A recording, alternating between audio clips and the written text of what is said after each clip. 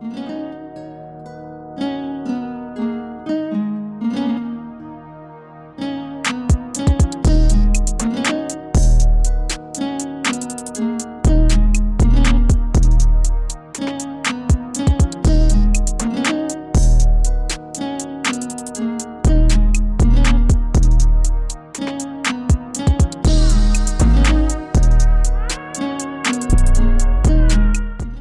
is one of my car. This is when I first started getting my swag. I went here my kindergarten, first grade, second grade.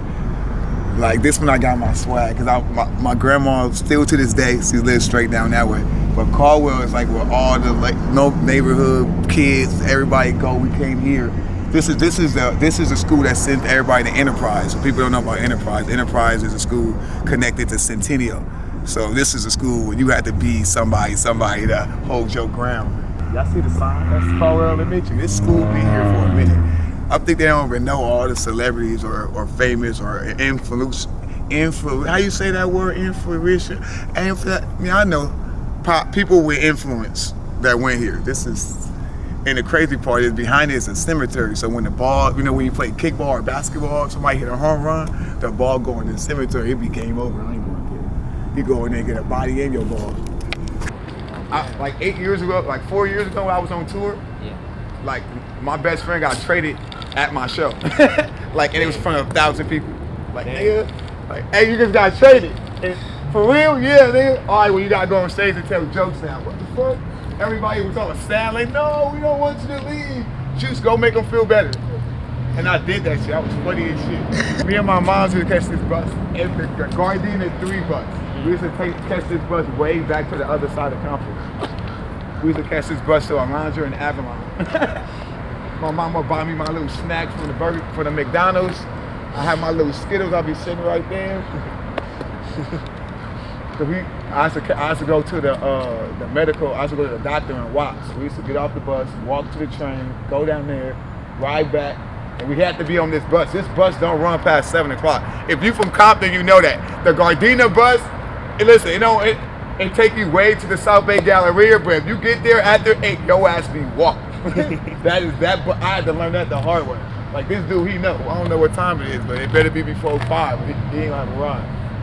And then obviously everybody know about the Compton courthouse. This is just where you don't want to go. Everybody know. If you from Compton, you know somebody that had to go here. You just hope it's not you. That's it. I've been blessed not to be me. It was always my mom. I feel like half the people in this building know my mom. Y'all remember my mom with the blonde hair? But man, this is what it's at. This is special. That's why I wanted to shoot my first special, my debut special in Compton. Cause I wanted people to see, like, I'm just like y'all. I come from this. But my goal was always to inspire and motivate and show people. Even though I'm from here, I'm from this. I stopped on that bus stop. You can inspire and you can touch people all over the world by expressing your truth. You know what I'm saying? Just being you. Just being you. It don't matter if you ain't got a car today. You gonna have one next month. It don't matter if you work at Walmart. Keep working at Walmart. That's just your journey. That's just you finding out how to be a good customer, how to be a good person, how to be accountable. I learned that. I worked every job before I became a comedian, an entrepreneur, entertainer. But every job I learned a value and taking pride in that particular moment. Because God was teaching me how to have multiple hats. Everybody want to be an entrepreneur, want to travel, want to have a lot of friends, want to inspire people, but you got to be able to delegate your time and your energy and your love. Everybody don't want to do that work.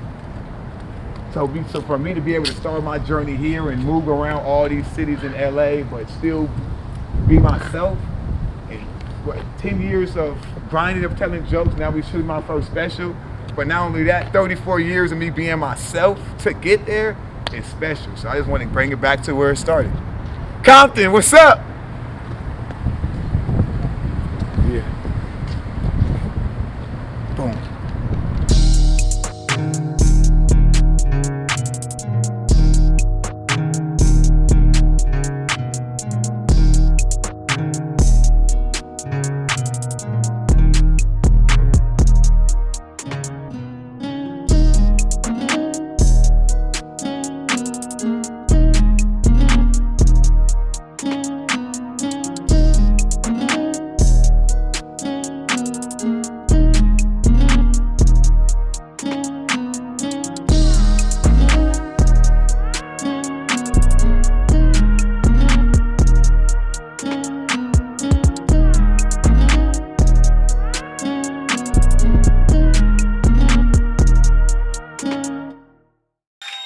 right.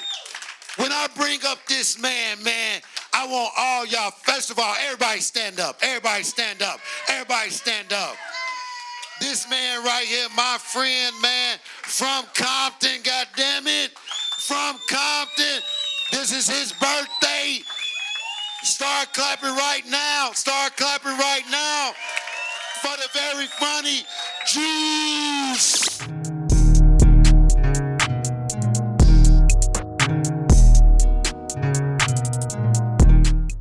I was gonna say sit down, but you motherfuckers already sit down. You jump to it, huh? Y'all motherfuckers is like, come on, hurry up. We've been waiting. Come on, sit down. By the time I tie my shoe, half you motherfuckers already sitting down drinking your drinks. I'm like, damn. Y'all could have clapped a little second longer. Oh, shit. I got a babysitter. DJ count. You know, I got kids now, bro. I ain't the same comedian we used to be. We ain't even got to talk about that yet. They don't know.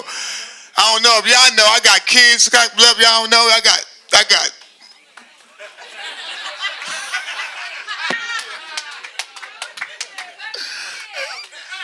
Let's start it that way. Listen, because when you in a relationship and y'all separate and there's kids involved, it's the worst. It is. That's too, bro. This nigga's talking from experience. That's why you got shades on. That nigga, like, nigga, I'm still experiencing. Nigga, that's why I got my chest out. Nigga, I'm trying to get some air on my chest, nigga, because I'm still experiencing it. But when you got kids and you separate, it's hard because, like, for a second, like, is this on still? Did I just cut this off? It's on. For a second, I had two kids because for a second, because I was engaged and she came with one, and 2 + 1 is 3. But we separated. And motherfuckers never really talk about that. Like, so now what do I got? Is it 2.5 or is it 1.5? Nigga, is it 2? Is that my stepson? He used to be? Yesterday he was? Of all the comedy I ever watched, I never heard nobody talk about that. Like, what happened? Like, even think about it. Before, let's say, like, it's a happy home, right? And, like, the next day, they separate. And that day before, he was my stepson. But when I'm like, bitch, fuck you, I'm out. Now he's not my stepson.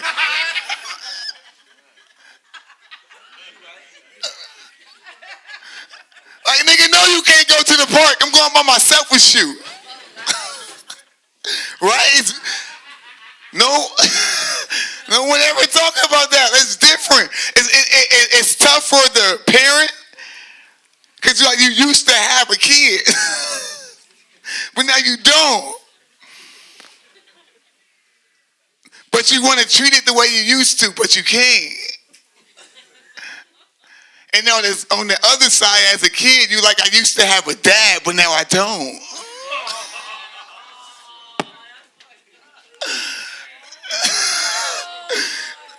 This is how we starting this. I don't know if you guys been to my shows. I'm really honest. I talk about real life shit. This is not a knock who's there. I'm here without my damn son. I got 1 out of 2. For people who don't know, who don't follow me, just met me, right? So I'm a new dad, right? So like 2020, before the pandemic, I didn't have no kids. Now I'm in 2023. I have 3. But in 2022, I had 3. Like, that ain't even math, right? You see what I'm saying? I told God the same thing. I said, that ain't how it works. It's supposed to be 9 months apart. What the fuck? How the hell you gonna give me an extra one? But I had a stepson, see? Look, that's what's throwing me off. I did a show and I was in Phoenix the other day, and someone said, "Oh wow, I see you have kids. You're growing up. That's dope. How many do you have?" And I did the same thing. I really thought about it because I don't know. I love them all. I can tell you, I love them. Don't. I didn't really get to like. I'm like a new dad. I'm like an old new dad. Cause like I didn't get to ease into parenthood. Like I had no kids and I had 3, so it was like it was like I didn't get to be like, oh, look at him grow up. It was just like, what the fuck, man? They irritate me. Come get him. You know, I went through a whole step of dismissing it because they all came so quickly. It's like I had my kids during the pandemic, or people don't know, I used to own a comedy club. If you ever been there, clap it up. It's called the Open Mic Spot. Some of y'all been there, right? A few people, you ain't been there, sir. You didn't clap. That's why I respect you. If you would have clapped and you, nigga, I would be like, nigga, you lying? Like, nigga, I ain't like this other guy. I could call you out. Nigga, no, you have not. Nigga, he would have been, like, nigga, what the fuck? I would have saw you with your backwards hat. Nigga, with your little Vans on, kicking it. Nigga, you was not at my spot fucking up tacos. Nigga would have been, because he fucked up. Get him another order. He wants some more. He was not.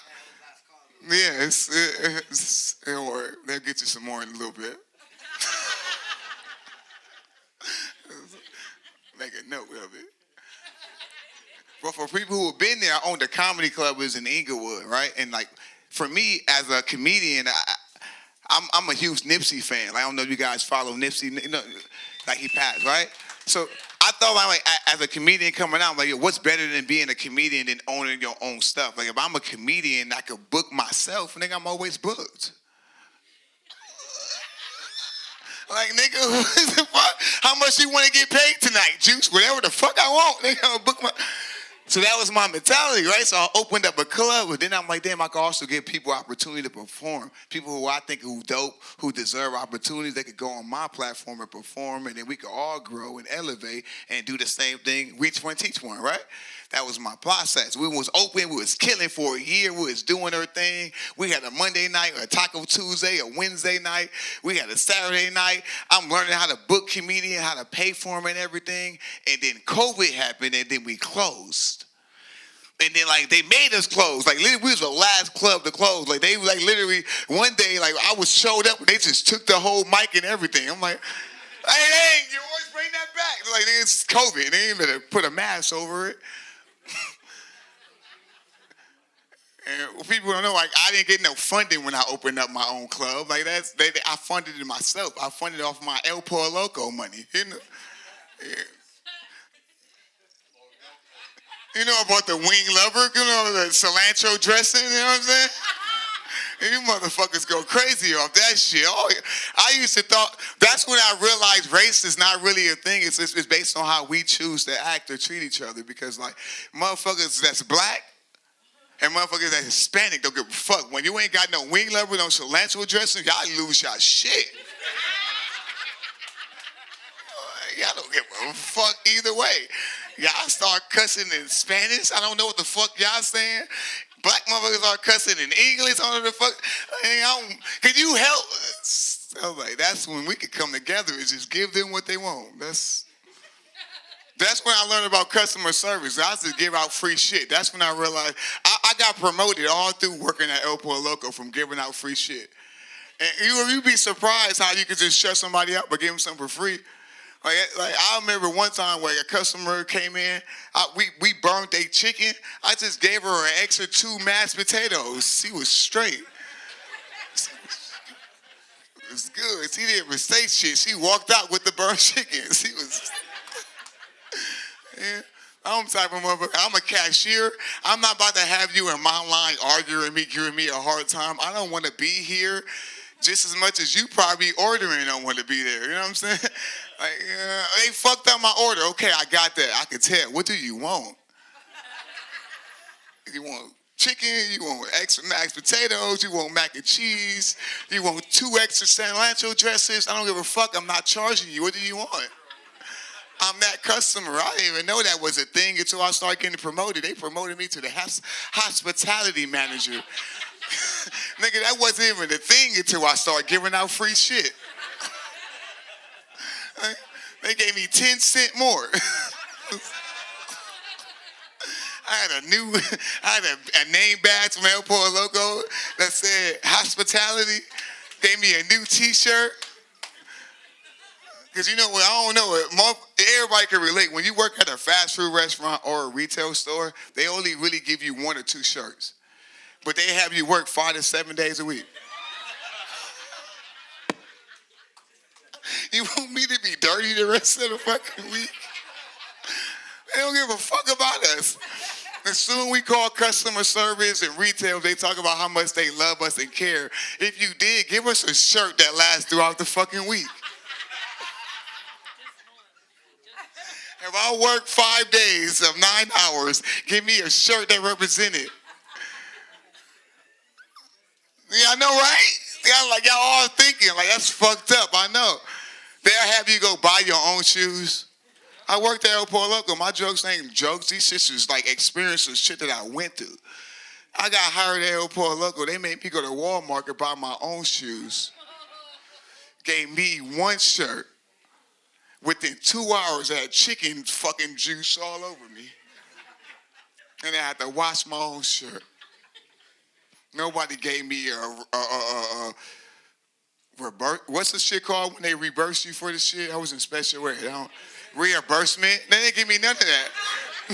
They didn't give me an extra chicken or nothing. I just showed up the next day still doing my job. Like, the fuck? Y'all didn't say this at the orientation. You didn't say it was going to be chicken juice. Mud popping on you and shit. And I can talk because I worked a lot of jobs before I became this job. I want y'all to know. Y'all looking at me now, y'all have no clue the jobs I had. I worked at Walmart. I worked at J.C. Penney's. Let me tell you before you say me too. It's a whole lot more. Let everybody else say it too. Fuck, we got it. I connected with you, but it's 60 other motherfuckers, okay? I was a PE coach. I worked at Labor Finders. The one in line there on Rosecrans and Hawthorne. That the people don't know. You just show up and tell them, I need work, I need money. Just come on, give me something. They just plug you somewhere and let you go. And like you do random ass jobs you ain't even licensed for, but they pay you the same day. I go. One day I was a fucking firefighter, nigga.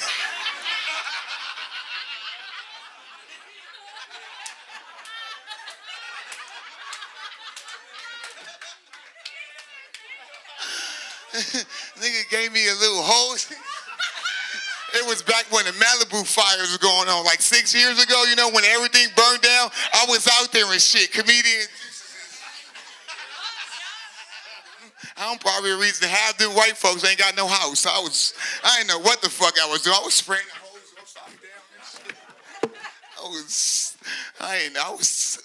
Thought it was hot. It was summer. Half the shit burned down. I worked at Labor Finders, though. I worked at Pink Berries. Like I said, I worked at El Pollo Loco 4 different times. That's not even a joke. That's like is it funny that that's my favorite job of all the jobs I worked before I defined out what I was supposed to do in my life? I learned how to be respectful at El Pollo Loco. Because when you dealing with customers that don't speak your language and you got to help them, you gotta really be patient. Cause like they already know based on my skin color that I don't speak Spanish, so they automatically assume I'm gonna fuck their order up. But they never acknowledge that with me. But they'll give me the energy, and then they be surprised that I know a little bit of something. I got a B all through high school in Spanish. I know the basic shit. But I was smart. Like I know I always picked up on context clues. Like if I know you walk up to my line and I seem like I'm not gonna understand you, I automatically will call my manager. So you ain't gotta ever deal with the hassle of me fucking your shit up. But if she fucked your shit up, don't blame me. The fuck I brought her. Motherfuckers gonna blame me like I brought her. Like, I have no clue what it's like working at El Pollo Loco. Giving out free shit. Thank you. Thank you. I worked at El Pollo Loco as I started my comedy career. So I've been doing comedy now for professionally for 10 years, but like open mics, motherfuckers like in bowling alleys, not laughing, just not giving a fuck, not giving a fuck about me. It's just like I'm on the flyer and motherfuckers walk right by me, come in, like I get up, they say comedian juice, come to the stage, everybody goes to the bathroom, like everybody got to fucking pee at the same time. I went through that for years. And I finally made it to a point where people kind of cared. Yeah, here, thank you, I appreciate it. That's why I wore lotion. That's why. I wasn't gonna wear a lotion doing bowling alleys, Steve. What the fuck? Niggas is getting strikes and shit talking about bowling. I'm not wearing lotion during that time. I don't know if some of y'all know, but lotion is not a pleasurable thing to wear. You ever wear lotion? I don't know, guys can relate. My hands sweat. I got anxiety. My hands sweat. I wear lotion and my whole day be different. I be driving this shit, can't even turn. I never make it down Crenshaw. I'm going to circles and shit. Your hands sweat. I got to get a towel just to drive. You ever had lotion? When I wear lotion, I got to go and wash my hands just to get the lotion off after I use it. Who the fuck want to wear it after that? Like, what? And everybody always talk about being ashy. Woo, woo. Now shut up. Everybody know. Like y'all like me. If y'all probably y'all most comfortable when y'all most ashiest.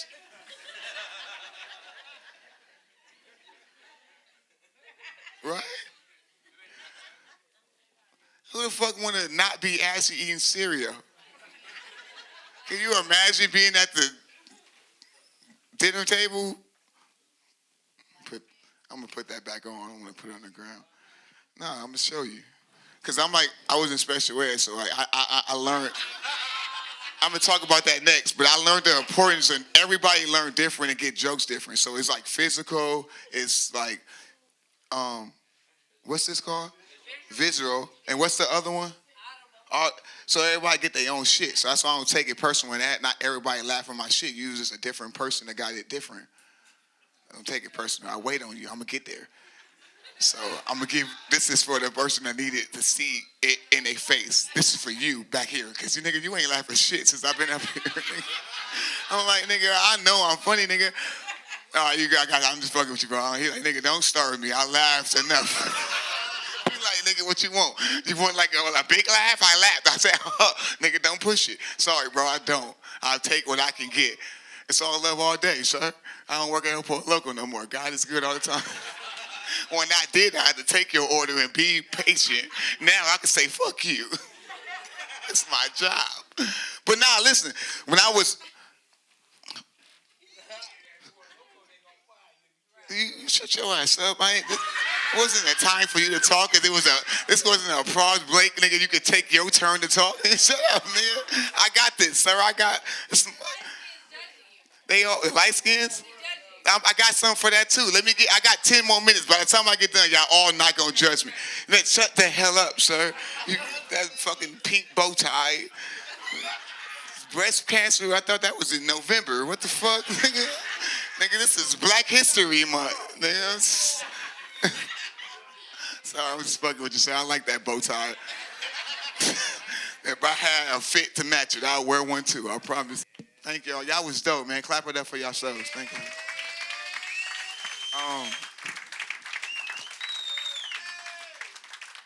If y'all enjoyed yourself, please add me on Instagram. My Instagram is IamJuiceMan. Spelled just like that. I am Juice Man. Anybody that had a good time, appreciate y'all. We're going to take pictures, play some music. We got a second show coming in, so we ask that you guys walk out. Yeah, we doing another one, brother. I got to do this again. You can stay. If anybody that want to stay for the second show, y'all more than welcome. We appreciate y'all staying, and just thank y'all. Have a good night. Appreciate it. Prophecies fulfilled as I proceed to nail, dodging greed and niggas who cock and squeeze the steel. I'm in the real estate with no properties for sale. I keep it so cold, nigga, I could even freeze in hell. Now do tell exactly how does it feel trying to save a generation, knowing you never will. I'm a firm believer. If you never quit, you never fail.